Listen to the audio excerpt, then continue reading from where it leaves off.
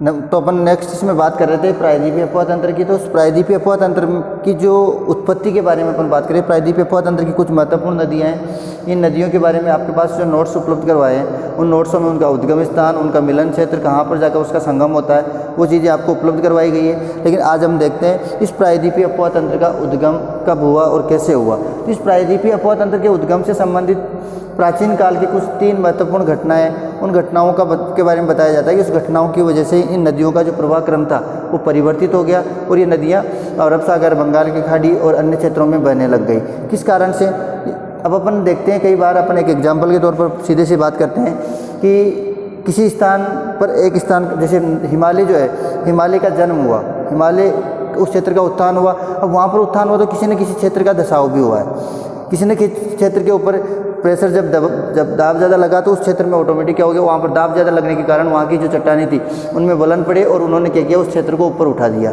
तो इसके कारण क्या होता है, एक साथ में 2 क्षेत्रों में परिवर्तन, एक क्षेत्र नीचे धंसता है तो दूसरा क्षेत्र ऊपर उठता है। तो ऐसी जो घटनाएं घटित होती है प्राचीन काल में, जब ऐसी घटनाएं घटित हुई तो उन घटनाओं से क्या हुआ, ऐसे अपवाह तंत्रों का निर्माण हुआ, बहुत सारे भ्रंशों का निर्माण हुआ, बहुत सारी भ्रंश घाटियों का। भ्रंश घाटी किसको बोलते हैं अपन? धरातल में बहुत ज़्यादा गहरी दरारें पड़ जाना। जो दरारें पड़ती हैं उन दरारों को अब अपन कई बार देखते रहते हैं कि पानी बहकर जाता है और सामने कोई गड्ढा आ जाता है, तो क्या वो गड्ढे को डायरेक्टली क्रॉस करता है या उस गड्ढे को भरने के बाद में ही आगे बढ़ता है? तो उस गड्ढे को अपन क्या बोलते हैं, भ्रंश बोलते हैं। वो दरारें होती है, उन दरारें, उनमें क्या होता है, पूरा जल अपना उनमें गिराएगा और गिरा करके जब वो भर जाएगा उसके बाद में वो जल आगे की ओर बढ़ता है। तो उसी कारण से अपन इसे को एग्जाम्पल के तौर पर समझते हैं कि कोई नदी है, वो एक तो स्ट्रेट अवस्था में, उसकी किसी प्रकार का कोई भ्रंश नहीं आता है, किसी प्रकार की कोई दरारें नहीं आती है, तो अपने साथ जितना मलबा वो बहा कर ला रही है उस मलबे को आगे तक सीधा ले जाने का कार्य करती है। एक नदी होती है कि वो क्या कर रही है, जैसे आगे से बह रही है और कोई भ्रंश में गिर रही है, किसी दरार में या किसी गहरी खाई में गिर रही है। अब गिर रही है तो वो जब उस दरार को भर के आगे बढ़ती है तो उसके साथ जो मलबा बहकर आया था क्या वो भी उसके आगे बढ़ेगा? यानी वो जो मलबा था वो तो उसी दरार के अंदर रह जाता है और जल जो होता है आगे बढ़ जाता है। इस कारण से कुछ नदियाँ ऐसी होती है जिनको अपन बोलते हैं कि वो नदी डेल्टा का निर्माण नहीं करती, वो किसी प्रकार के निक्षेप अपने साथ बहाकर नहीं लाती। उसका कारण क्या होता है, क्यों बहाकर नहीं लाती है? तो वो नदियाँ अपने साथ बहकर आया हुआ जो निक्षेप था, जो कचरा था, जो मलबा था, वो तो क्या हुआ, उन दरारों में गिर जाता है। दरारों में गिरने के कारण क्या होता है, वो अपने साथ आगे उसको बढ़ा नहीं पाती और वो दरार। तो इस प्रकार अपने नर्मदा और ताप्ती, दक्षिण प्रायद्वीपीय पठार की जो अरब सागरी जो नदियां हैं, नर्मदा और ताप्ती, वो ऐसी नदियां हैं जो भ्रंशों का निर्माण, भ्रंशों से होकर बहती है और इसके कारण वो निक्षेप और डेल्टा का निर्माण नहीं करती है, निक्षेप और डेल्टा नहीं बनाती है। क्यों नहीं बनाती है? क्योंकि बीच में वो भ्रंशों के माध्यम से आगे बढ़ती है, तो वो जो अपने साथ बहाकर लाती है वो डेल्टा का निर्माण, डेल्टा क्षेत्र बोलते हैं अपन, मुहाने पर बनाती है। तो मुहाने से पहले उसमें जो भ्रंश है, उन भ्रंशों में उसका जो निक्षेप होता है वो वहीं पर समागम हो जाता है, उसी पर समाप्त हो जाता है और अपने केवल जल को आगे बढ़ा पाती है, अपने साथ बहकर आए हुए मलबे को आगे नहीं बढ़ा पाती है। इस कारण से वो निक्षेप और डेल्टा का निर्माण नहीं करती है। अब ये 3 ऐसी कौन सी घटनाएं थी जिसकी वजह से ये अपने धरातल में परिवर्तन हुआ, उन 3 घटनाओं के बारे में अपन ध्यान से देखते हैं। तो पहले अपन घटना के बारे में, अब प्रायद्वीपीय अपवाह तंत्र का विकास कैसे हुआ, तो इसमें प्राचीन काल में 3 महत्वपूर्ण जो घटनाएं थी उसमें आरंभिक, अब आरंभिक यानी अपने आपको याद हो 11वीं क्लास में भूगर्भिक समय सारणी के बारे में पढ़ा था। 11वीं क्लास में अपने दी हुई है भूगर्भिक समय सारणी। उस भूगर्भिक समय सारणी के आधार पर अपन देखते हैं टर्सरी काल उसके अंदर भी आता है, टर्सरी काल आता था। उस टर्सरी काल के बारे में अपन देखते हैं तो प्रायद्वीपीय पठार जो टर्सरी काल के अंतर्गत एक घटना घटित हुई जिसमें क्या हुआ, प्रायद्वीप के पश्चिमी भाग, जो प्रायद्वीपीय जो भाग है उसका पश्चिमी, अब प्रायद्वीप कौन सा है, ये प्रायद्वीप, अब इसका जो पश्चिमी भाग है ये पश्चिमी भाग क्या हो गया, नीचे की ओर धंस गया, पश्चिमी भाग का धसाव हो गया। धसाव यानी इतना धसाव हुआ कि वो समुद्र तल के नीचे चला गया, समुद्र तल जो था वो ऊपर रह गया और नीचे उसका ढलान क्या हो गया, नीचे हो गया।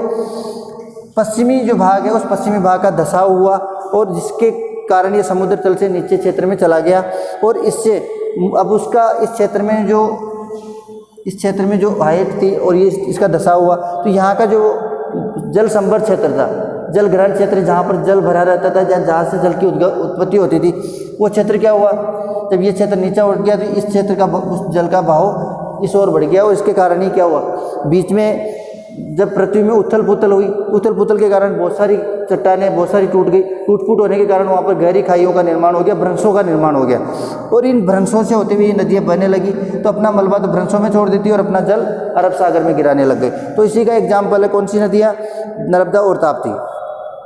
जिससे ये क्या हुआ, मूल जल संभर जो क्षेत्र था वो दोनों ओर, अब यहाँ पर ये दशा हुआ तो यहाँ की कुछ नदियों कुछ क्षेत्रों का जल तो इधर और आने लग गया और कुछ का जल इधर जाने लग गया। तो इसके कारण क्या हुआ, एक ऐसी घटना जिससे इस क्षेत्र का धसाव, पश्चिमी क्षेत्र का, पश्चिमी जो घाट है उसका धसाव होने के कारण क्या हुआ, यहाँ पर जो जल था वो जल दो भागों में डिवाइड हो गया, कुछ जल तो उधर जाने लग गया और कुछ जल पश्चिमी घाट की तरफ या पूर्वी घाट की तरफ, दोनों तरफ बहने लग गई नदियाँ।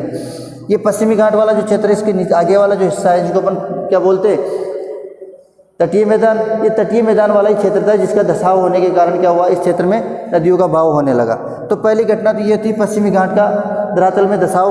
दूसरे नंबर पे अपन बात करें कि हिमालय का उत्थान। जब इस हिमालय पर्वत का उत्थान हुआ, उत्थान का जब हिमालय पर्वत का जन्म हुआ तो हिमालय पर्वत के जन्म के साथ ही बहुत सारे परिवर्तन, बहुत सारे भ्रंशों का निर्माण हुआ।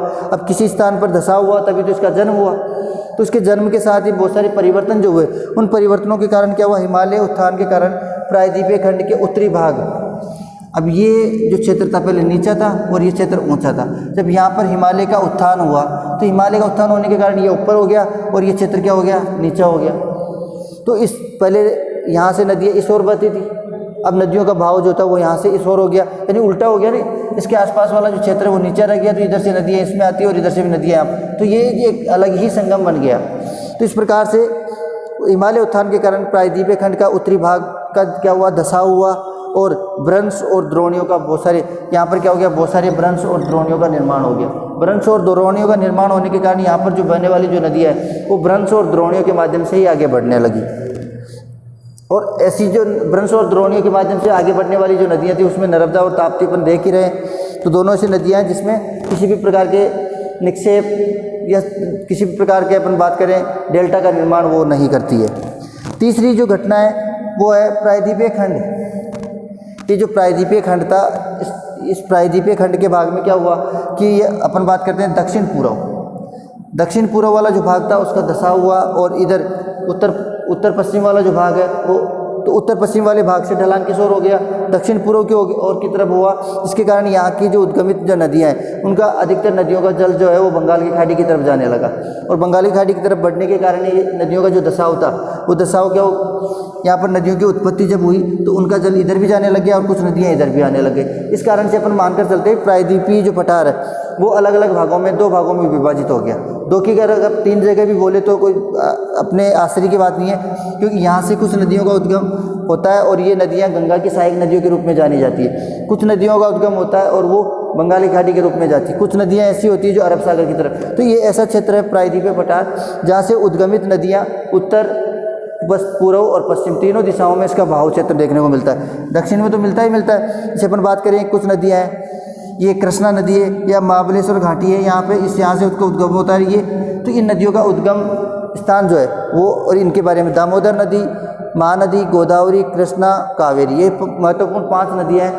इन 5 नदियों की लोकेशन और ध्यान से पढ़ लेना और इसका उद्गम, इनके नोट्स बनाओ, तब आप ये ध्यान रखना है, एक एक नदी का नाम लिखना है कि ये इस नदी का उद्गम यहाँ से होता है, इसका प्रवाह क्रम इस राज्य से होता है। और आगे इसके बारे में जब नेक्स्ट वाले वीडियो में पढ़ेंगे तो नदियों के बारे में ही पढ़ेंगे अपन। धन्यवाद।